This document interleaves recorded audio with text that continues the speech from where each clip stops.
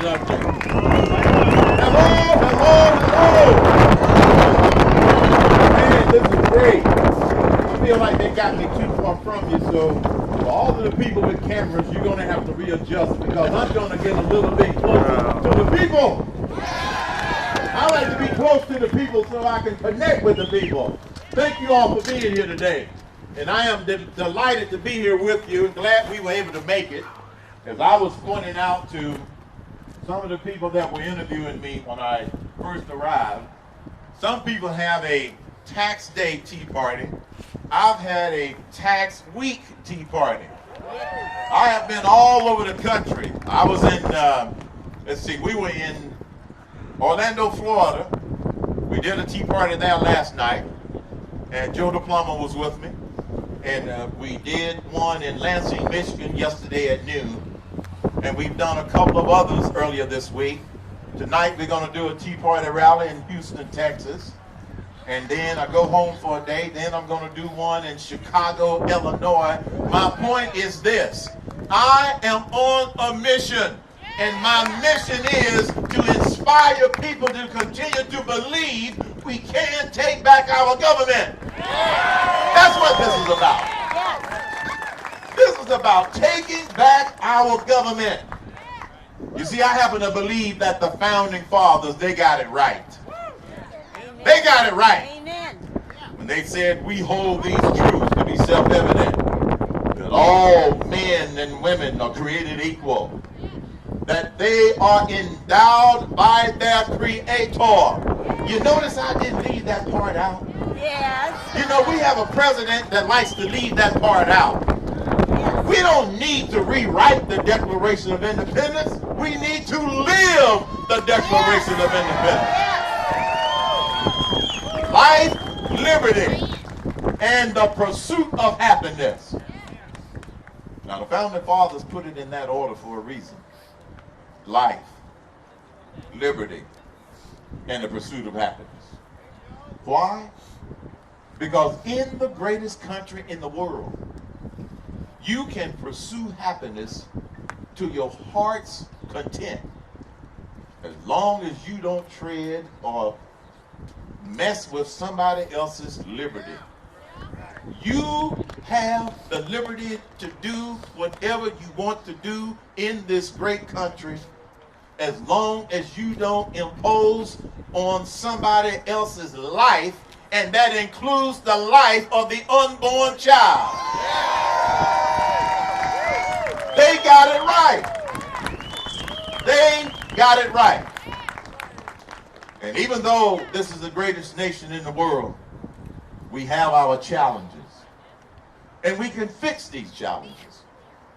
If you think about the history of this great nation, one of our greatest strengths is our ability to change and get better and fix stuff.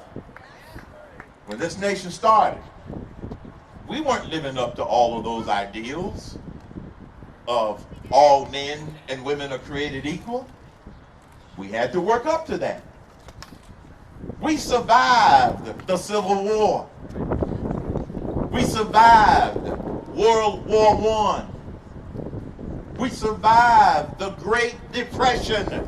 We survived World War II. We not only survived, we won. This is the spirit of America and our ability to change. I grew up in Atlanta, Georgia, during the times when this nation was dealing with segregation in this nation. And some people like to look back on that and say, well, how can you be so happy to live in a nation where you and your parents and your friends and people that were black like me had to live under certain circumstances? And my answer is quite simple. That's what's great about this nation. We didn't stay in that state. We were able to change. That's one of our great points. And let me ask you, where else on the planet could somebody whose father was a chauffeur, mother was a domestic worker, grew up in the segregated South, used to have to drink from the color fountain and now might be running for president of the United States. Yes. Go figure! Only in the greatest country in the world. So it's our ability to change, folks, that makes us great. And we need to make some other changes because we have become a nation of crises. We have a moral crisis. We have an economic crisis. We have an entitlement spending crisis. We have an immigration crisis. We have a national security crisis. And we have an energy crisis. And one of our biggest crises is we have a deficiency of leadership in the White House crisis.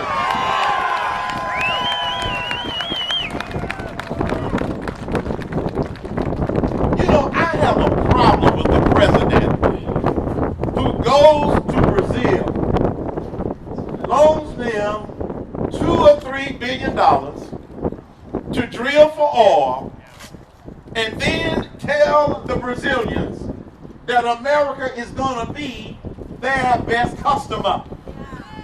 Well, let me tell you something. America ought to be its own best customer if we drill here and drill now. We've got the resources to do it. We just don't have the leadership that has the will or the ability to put together the plan to make it happen.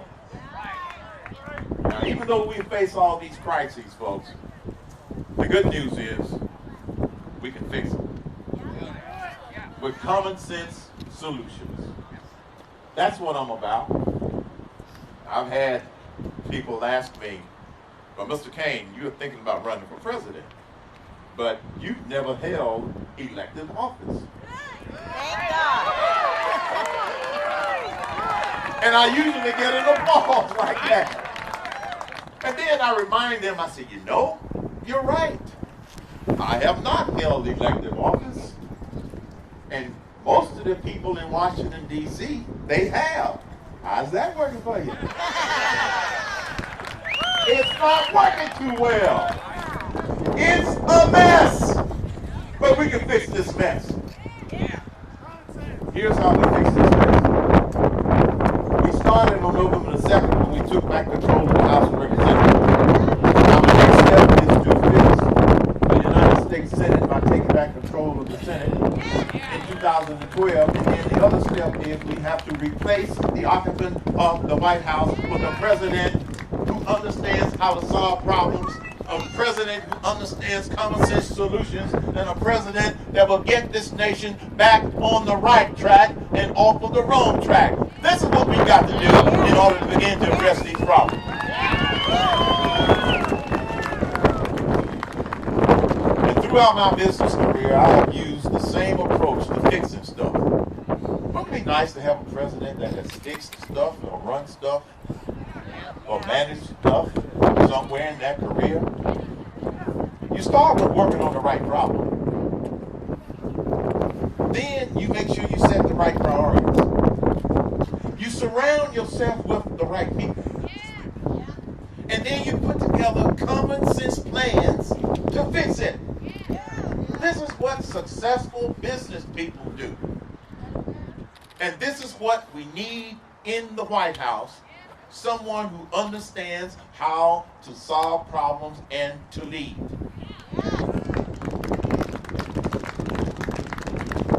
Now, of all of those crises, I'm not going to tell you how I would approach addressing all of them, so let's just take one as an example. The economy.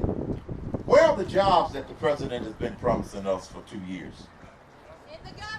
They're in the government. That's where they are. We need jobs in the private sector. Here's what a Herman Cain administration would do. Number one, lower the top corporate tax rate from 35 to 25%. We're the only country that hasn't lowered our rate in the last 15 years.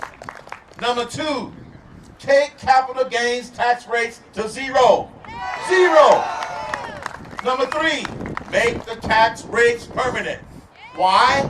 We need to get rid of all of this uncertainty hanging over the business community. Number 4, suspend taxes on repatriated foreign profits. Did you know we've got nearly $1 trillion that multinational companies have generated in foreign countries? The profits can't come back home because they're going to get taxed again. And we wonder why we have lost so many businesses and industries in this country. And then the 5th thing that I would do is to provide a real payroll tax holiday for every working American. Suspend the payroll tax on the Social Security piece for 1 year for the employee and the employer. That's called a direct stimulus, and it'll work. We are growing at an anemic 2.5% when China is growing at 10%. And if we don't begin to grow with the potential that we have in this country, we will have another national security crisis. And that national security crisis in China will be as big as we are economically. They aspire to develop a military as big and as good as ours. And they've got 1 billion more people. And they are holding 26% of our debt. And you think we're going to be able to sing Kumbaya with them? To get them to not call the loan? No. We can't do this. 3 simple things. Number 1, we have to stay in home. Stay in home. Because stupid people are running America. They are. Stupid people are running this country. We have to stay informed. That's why you are here. Thank you. That's why you study. That's why you look below whatever's being said from the teleprompter. This is why you go and study the facts. Number 2, stay involved. You could have been home in your warm home today, but you are out here because you want to be involved. And that's the same reason that I'm here. Stay involved. And number 3, stay inspired. You see, the liberals want you to believe that we can't do this. They want you to believe that this isn't going to make a difference in 2012. I had a reporter ask me earlier this week, Mr. Cain, do you think this Tea Party thing is going to die out? Now we are a thing, y'all. We've gone from being racist, remember they call me racist too, to a thing. I said, well, I got news for you because I've been to a lot of these groups, a lot of these rallies. It's getting bigger and stronger. So this thing is not going away. It is not going away. So we have to stay inspired. And everywhere I go, in all of the different groups that I talk to, people are getting more involved. It's always encouraging when I hear people say, this is the first time I've ever come out for any kind of rally. That's a good thing. Because a lot of people in this country have gone from being concerned about the future of this country to being fearful for the future of this country. That's why we're doing what we're doing. So stay inspired. Let me tell you what inspires me. I forgot to bring my top coat and I'm still here. Let me tell you what inspires me for it. I had a very successful business career of 40 years. I could have been home, comfortable, relaxing, playing golf 2 or 3 times a week. I could have chosen to do that. But I couldn't do that because of the birth of my first grandchild. When my first grandchild, and I first looked into that little face, the thought that went through my mind was, what do I do to make this a better world? I didn't know what the answer was then, but I knew that God had a plan for me that I didn't know what it was yet. And over the last 12 years, my life has been unfolding in a whole lot of ways. Some good, some not so good. And then in 2006, I was diagnosed with stage 4 cancer. And I thought maybe this was God's plan to take me out of here. Stage 4 cancer, for those of you who may not know, is someone who has cancer in 2 organs in the body. I had it in my colon, and I had it in my liver. And I only had a 30% chance of survival. I went to MD Anderson Cancer Center. I was assigned a surgeon, and I talked to this surgeon, and I said, okay, doc, level with me. What are my chances? And he said, you got a 30% chance of making it through the chemotherapy. Then I'm going to have to do double surgery on you. Then you're going to have to do some more chemotherapy. And if you make it through all of that, you got a 30% chance of, being around for a few years. I went through chemotherapy. They did double surgery. They took out 30% of my colon. They took out 70% of my liver. I went through chemotherapy again. And for the last 5 years, I have been totally cancer free. You want to know why? God said, not yet, Herman. God said, not yet. I got something else for you to do. And it might be to become president of the United States of America. I'm just saying. And I often remind people, there are 2 plans in life. There's your plan, and there's God's plan.